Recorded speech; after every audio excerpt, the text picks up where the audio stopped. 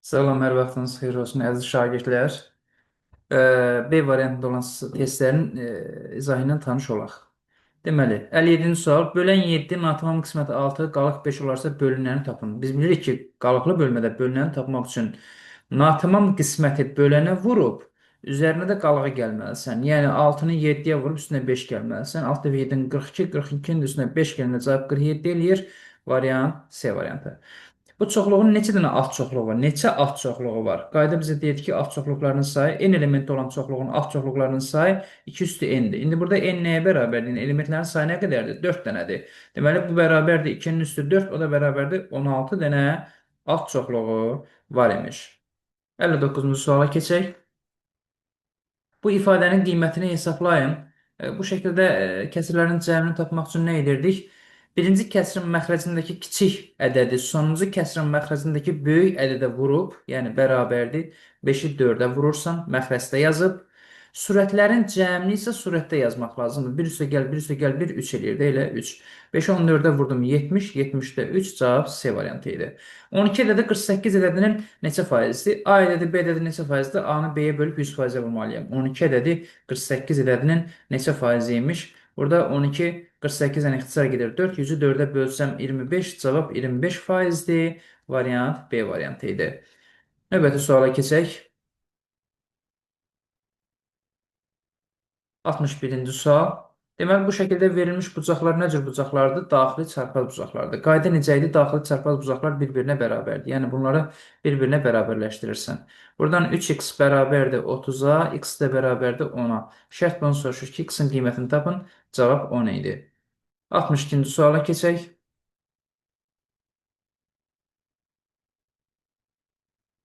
Bu ifadənin qiymətini tapın. Biri 2 minus kök altı 13-dür. Elədir. Modul daxilində işarə müsbətdirsə moduldan olduğu kimi çıxırdı, mənfidirsə qarşısında mənfi ilə çıxırdı. Ümumi qayda bu cürdür.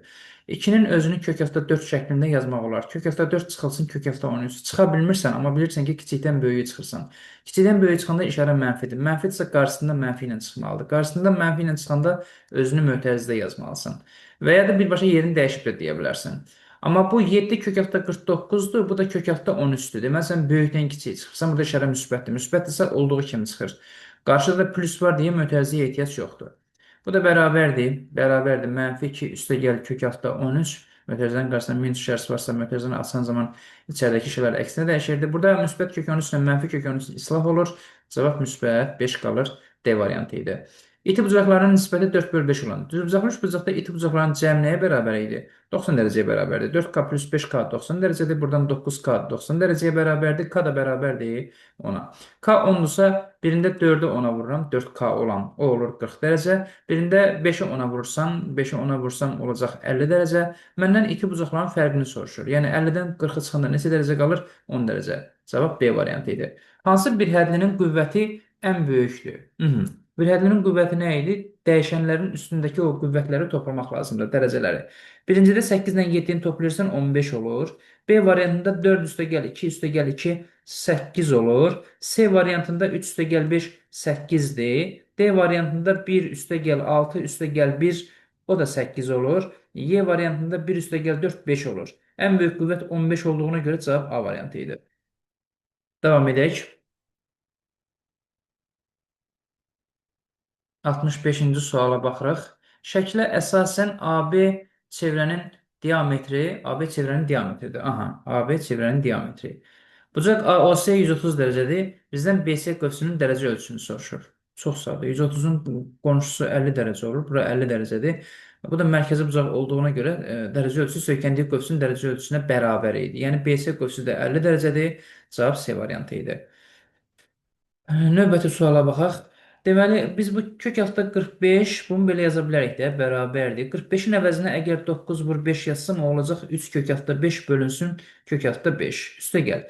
28-in əvəzinə 4 vur 7 yazsam, 4-dən kök 2 çıxır axı. 2 kök altda 7 bölək kök altda 7.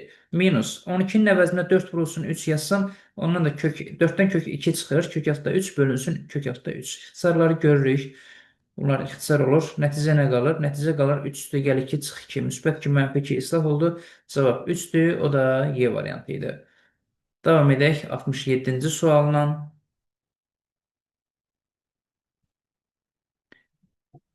3x kvadratı plus 7x minus 12 bərabərdir 0 tənliyinin kökləri hasilini tapın.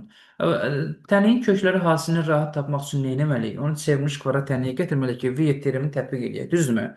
Bəs yaxşı, bunun çevrilmiş kvadrat tənliyə gəlməsi üçün nə etməliyəm? Hər tərəfi d bu 3-ə bölməlisən. 3-ə bölsən x kvadratı üstə gəlib 7 bölünsün 3. X minus 12-ni də 3-ə bölündə 4 eləyir. Bərabər 0 nəyə bölsən böl 0 eləyir.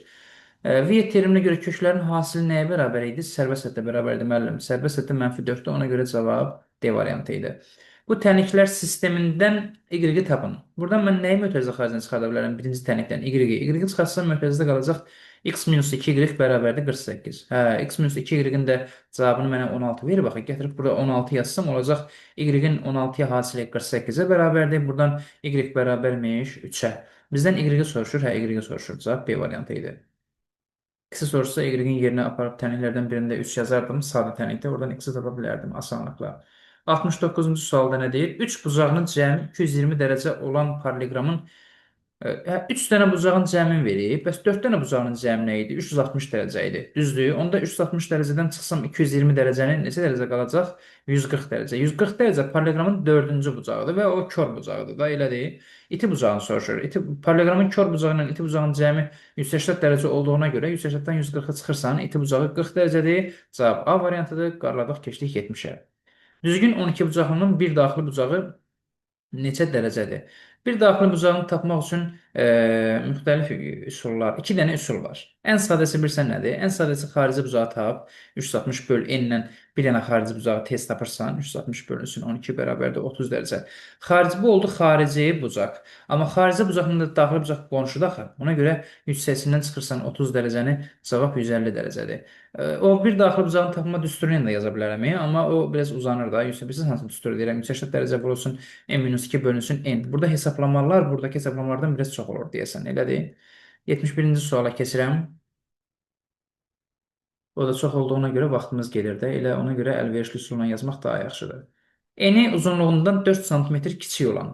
Yəni eninə x yazsam, düzbucaqlıdır bu. Hə. Uzunluğu da 4x, 4 sm kiçikdir. Onda uzunluğu da x plus 4 olacaq. Düzdür?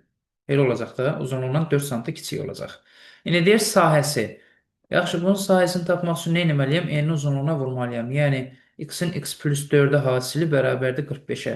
Buradan x kvadratı üstə gəl 4x minus 45 bərabərdir 0. Bu tənliyin adı nədir? Çevrilmiş kvadrat tənliyi. Çevrilmiş kvadrat tənliyi üçün hansı teorem var? V teoremi. Köklərinin cəmi əks işarə ilə götürülmüş ikinci əmsal, yəni -4. Köklərinin hasili isə sərbəst hədd, yəni -45 olmalıdır. Mənə elə 2x1 və x2 ədədləri tapın deyin ki, cəmi -4, hasili -45. Biri -9-dur, biri də 5-dir. Elədir? Mən tez tapdım. İndi burada -9 kənar kökdür. Niyə? X -9 ola bilər. Tərəf mənfi ola bilər. Xeyr, mənfi ola bilməz. Ona görə x 5-dir. Yaxşı, x 5-dirsə eni 5 olur. Uzunluğu da 5 üstə gəl 4, 9 olur. Nəyi soruşur? Perimetri. Perimetri necə tapırdım? Perimetr bərabərdir 2 vurulsun eni ilə uzunluğunun cəmi. 5-in üstə 9 gəldim. 14, 14-ü 2-yə vurdum. 28 sm. Cavab D variantıdır. Qarladıq, keçdik 72-ci suala. 72. 72-də deməli bu bərabərsizliyin ən böyük tam həllini soruşur. Yaxşı olar ki, hər tərəfi 2-yə böləsən, burada 2 qalır. Onda olur x plus 3 böyükdür 2x-dən və yaxud mənfi x böyükdür mənfi 3-dən. Hər tərəf mənfi 1-ə vur, x kiçik olur 3-dən. Niyə? Mənfi ədədə vursaq və bölsək, bərabərsizlik işarəsi əksinə dəyişir. 3-dən kiçik ən böyük tam həll neçədir? 3-dən kiçik ən böyük tam həll, müəllim, 2-dir. Hamımız bunu bilirik. Burada nə var ki? 73-cü suala baxırıq. Bu tip sualları yazmaq üçün sən qaydanı bilmək məcburiyyətindəsən. Qayda belədir ki, ya qaydanı bilməlisən, ya da riyazi təfəkkürün yaxşı inkişaf eləməlidir ki, mən sənə onu başqa üsulla da deyə bilərəm, amma elə ən yaxşısı elə qaydanı bilməkdir. X, Y nöqtəsinin Y bərabərdir mənfi x düz xəttinə görə simmetriyası x ilə Y həm yerlərini dəyişir, həm işarələrini dəyişir. Yəni, olur mənfi y, mənfi x olur. Başa düşdük? Deməli, bunlar həm yerlərini dəyişməlidir, həm də işarələrini dəyişməlidir. Mənfi 5 gəlir 2-nin yerinə olur müsbət 5, 2 mənfi 5-in yerinə gəlir, amma işarəni dəyişir mənfi 2 olur. Cavab mənfi 2, 5 olacaq da, elədir, buna görə simmetri. Amma koordinatları cəmin deyir. Yəni, mənfi 2-nin üstünə gəlirsən 5-i, cavab müsbət 3 idi. Sevinə-sevinə keçdik 74-cü suala. 74. Px bərabərdir bu çox ədədinin sərbəst əmsalları cəmini tapın. Əmsallar, bəzən əmsallar cəmini tapanda şagirdlərin çoxsu sərbəst ədədi götürmür, amma götürməlisən. X kvadratın əmsalı 3-dür. X-in əmsalı -5-dir, sərbəst ədəd də 8-dir. Sərbəst hədd də əmsallar içərisində götürülməlidir. Bu da bərabərdir. Neçə eləyir? 6 eləyir. Cavab 6 idi. Bu qədər sadə sual. Elədir. 9 olarsa bu B-ni tapın. Aydın məsələdir ki, əsaslar eyni olanda vuran zaman üstlər toplanır deyə sürətdən danışıram. Yəni sürət 3-ün üstündə A üstəgəl B-dir. Məxrəcdə isə 3-ün üstündə A minus B-dir. Bərabərdir 9. Əsaslar eyni olanda bölən zaman nə olurdu? Qüvvətlər çıxılırdı. Yəni A plus B-dən çıxırsan deyə mötərizə yaz. Bir addım gec yazaq, amma düz yazaq. Qarşıda çıxma varsa ifadəni mötərizə yazmalıyam. Düzdür? 3-ün üstündə A üstəgəl B minus A plus B bərabərdir 9 olur. Müsbət A ilə mənfi A islah oldu. 3-ün üstündə müsbət B, müsbət B, müsbət 2B, 9 da 3-ün kvadratı axı. Deyirsən ki, əsaslar eynidirsə, üstlər də eynidir. Yəni 2B 2-yə bərabərdir. Buradan da B 1-ə bərabərdir. Cavab elə 1 idi. Bizdən B-ni soruşurdu. B-nin cavabı 1 oldu. 76-cı suala baxaq.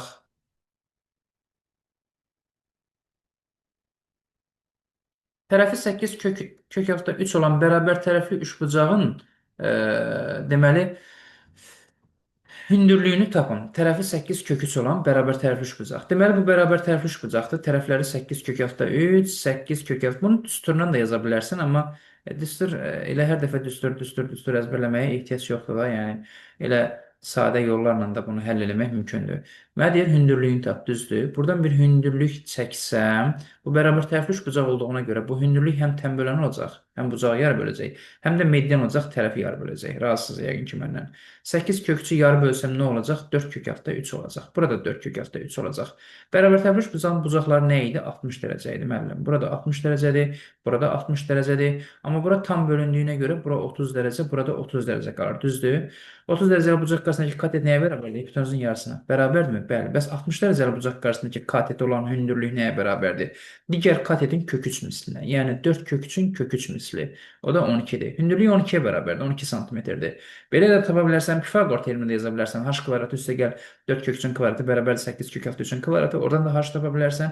Və yaxud da ki, bərabər tərəfli üçbucaqda hündürlüyün tapılması üçün düstur var. Onu da sən axtarıb taparsan, görək o düstur necədir. 77-ci testin izahına baxaq. SY çevrənin diametridir, AB toxunandır. Bucaq A 30 dərəcədir. BC qövsünün dərəcə ölçüsünü tapın. Hə. Deməli, aydın məsələdir ki, SY diametri olduğuna görə, bu SY-ni görürük. SY diametrdir. Diametr çevrəni 180 və 180 olmaqla 2 dənə yarım çevrəyə ayırır da, elədir. O da mən bura bir x götürsəm, bura olacaq 180 dərəcə çıxılsın x. Başa düşürük yəqin ki.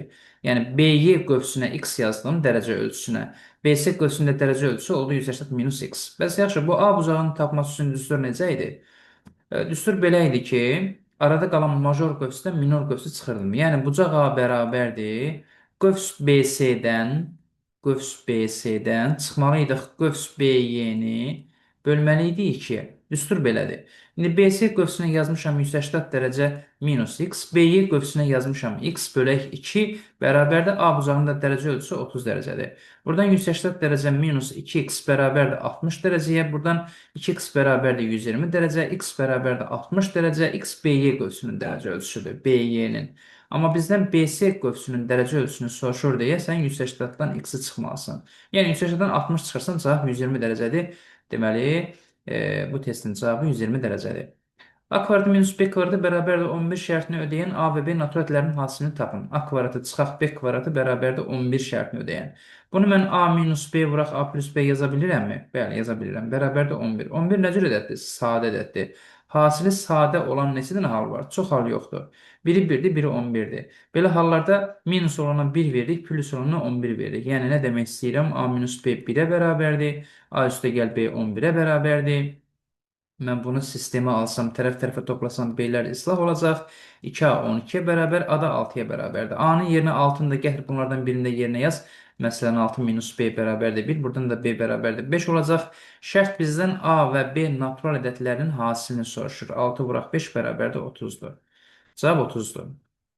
Natural həllərinin ədədlərini deyirdi deyə biz minusa 1, plüsə 11 verdik. Əslində bunun başqa halda var. A minus B-yə 11, A plus B-yə 1 versən, onda aldığın həllər natural olmayacaq. Onlar artıq başqa həllərdir. Davam eləyək. 79-cu sual. Bərabər yanlı trapeziyanın, burada bir gəl bərabər yanlı trapeziya çəkək, ondan sonra şərti oxuyarıq. Bərabəryan trapeziyanın oturacaqları 5 və 17. Yəni, bura 5-dir, burada 17-dir. Çox gözəl. Yan tərəfi 10-dur. Bərabəryanlı olduğuna görə hər iki yan tərəf 10-dur. Trapeziyanın hündürlüyünü tapın. Hə, çox asan. Buradan bir hündürlük çəksəm, həm bu yuxarıdakı təpə nöqtədən bura hündürlük çəkirik, həm də burada təpə nöqtədən yuxarıda bura hündürlük. Bu məsələləri həmişə belə həll edirik də.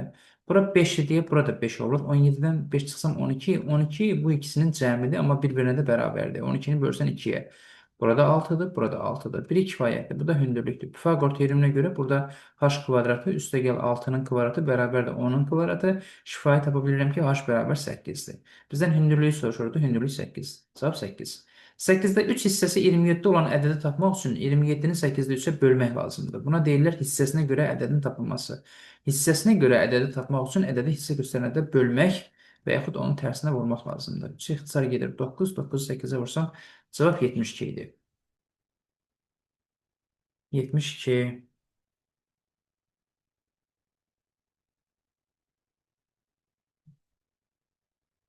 81-ci suala baxaq. M bərabərdir MNKY çoxluğunun alt çoxluqlarının deməli neçəsində K elementi iştirak etmir. Hə, K elementi iştirak eləmir. K-nın üstünə xət çəkirəm.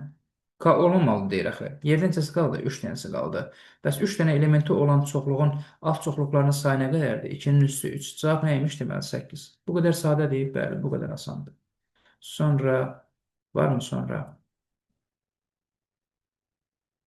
Yox, qurtardı. Oldu uşaqlar. Bugünkü sınavın izahı bu qədər. Növbəti izahlarda görüşərik. Hələlik.